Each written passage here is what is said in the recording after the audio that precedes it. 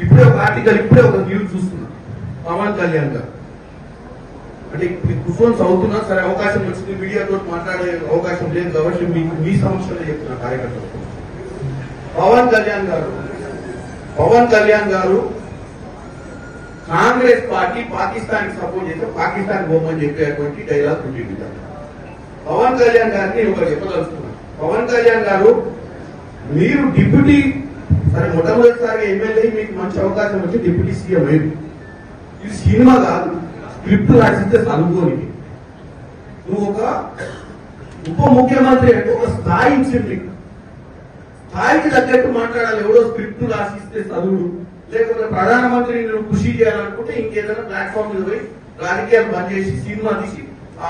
నంగనారావు తీసినట్టే మనం 2-3 సినిమాలు తీసి ఆయన ప్రసన్నం చేస్తాం అంతే తప్ప నీకు ఒక అధికారమైన బాధ్యతలు ఇచ్చి ప్రజా సమస్యల మీద పోరాటం చేయాల్సినవి బాధ్యత లేకుండా కాంగ్రెస్ పార్టీ పాకిస్తాన్ లో సపోర్ట్ చేస్తుందని ఒక ప్రచారం చేసే ప్రయత్నం చేస్తున్నాం కాంగ్రెస్ పార్టీ సెక్యులర్ గా ఈ దేశాన్ని కాపాడాలనుకుంటుంది పాకిస్తాన్ ఇక్కడ ఉన్నటువంటి కుల మతాలకు అతీతంగా కాంగ్రెస్ పార్టీ అందరినీ ఒక పట్టున బతికేయాలనుకుంటుంది పవన్ కళ్యాణ్ గారు మీ నాయకుడు ఎవరైతే ప్రసన్నం చేస్తున్నారో నరేంద్ర మోడీ లెక్క